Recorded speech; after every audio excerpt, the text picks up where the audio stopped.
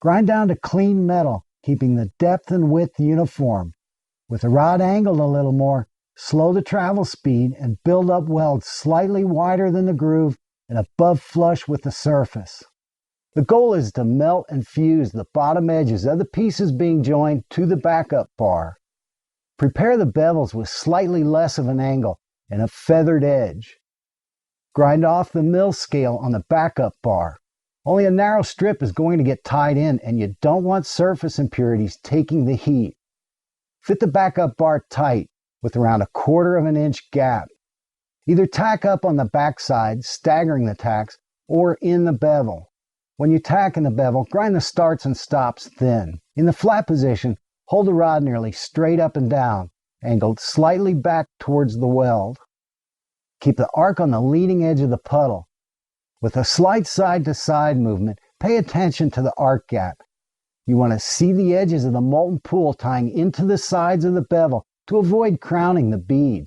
You won't have any problems fusing the base metal to the backup bar.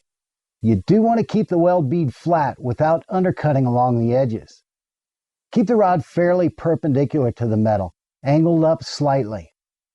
The puddle needs to flow out on the sides for a flat weld bead and to avoid undercutting. Travel up fast enough to keep the metal from overheating, which causes the molten puddle to spill down. You may need to lower the amperage a little, maybe 5 amps or so, but don't lower it too much. As many problems are caused by running too cold on verticals as by running too hot. Overhead butt joints with a backup bar, you don't get to build up quite as much weld bead. With the rod nearly straight up and down, adjust the travel speed to let the puddle spread out without overheating the metal. Most of the problems with overhead come from not controlling the rod. When the tip dances around, varying the arc gap, the amount of heat at the weld is not uniform and focused. Horizontal is generally not used for welding tests, but you often get them in practical situations. Angle the rod up and slightly into the weld. The bottom bevel acts as kind of a landing, helping to hold the weld, so you may be able to use a slight rod movement. Watch the top side and push the puddle up. Set the amperage to allow a fast enough travel speed so the base metals don't overheat, which causes the puddle to become too fluid. We're going to shove a 60-10 rod deep into the gap and run a weld bead on the back side of the metal. The bevel needs to be straight and square. Grind off all the mill scale on the bottom side. A half-round file works good to clean up the inside of square tubing or pipe. The landing should be uniform. Use a file to knock down any high spot. Line up the bottom edges of the metal. With a spacer to adjust the gap, run 1 tack, pushing the rod right down into the gap. So pull the spacer, make sure the gap is uniform, and finish tacking the joint. On heavier pieces, after the first tack, use a small wedge or a screwdriver to keep the gap uniform. Because of the taper, you can remove these after the joint is completely tacked.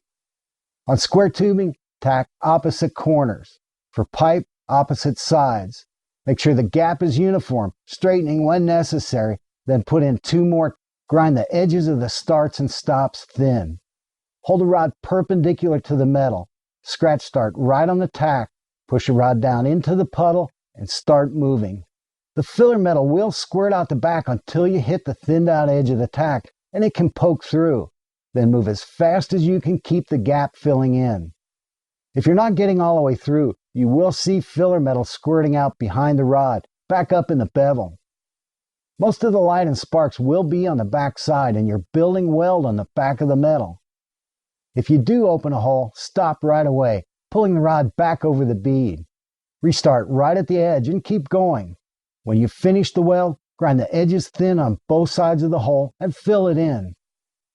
The easiest way is to prepare the metal exactly the same, with a uniform narrow gap, shoving the rod in perpendicular and moving up as fast as the gap fills in.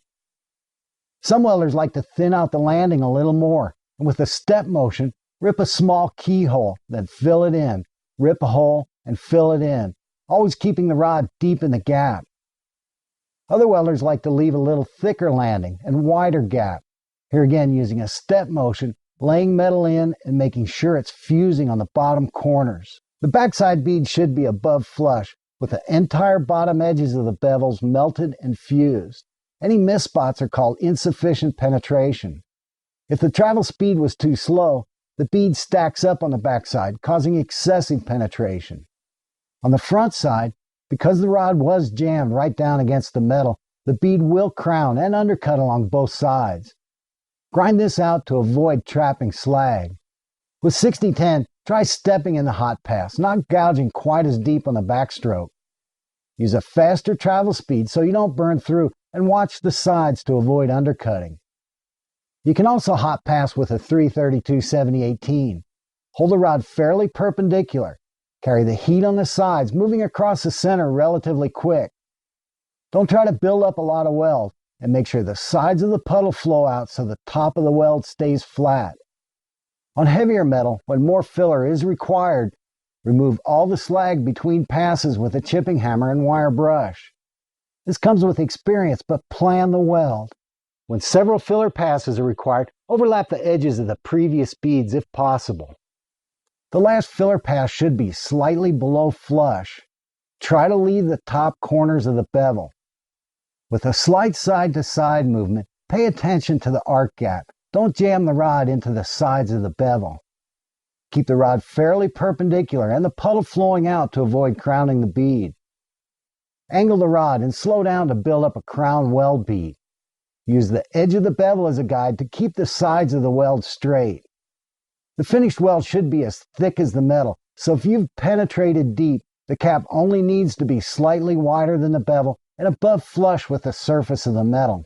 Run 2 or more passes side by side to cap the weld. With a slight side-to-side movement, using the bevel as a guide, keep the outside edge of the first bead straight. Use the inside edge of the bead as a guide for the second pass. Adjust the travel speed and rod movement so the puddle flows out almost to the center of the first bead. The final pass will generally be smaller. Try holding the rod more perpendicular to the metal, running straight. Use a faster travel speed for less weld deposit. On a horizontal, angle the rod up slightly with a medium arc length. Try running straight without any rod movement. The first bead will help hold up the second pass, so hold the rod more perpendicular and travel fast enough to keep the bead from sagging. For the final pass, try angling the rod down slightly. Travel faster for a smaller bead.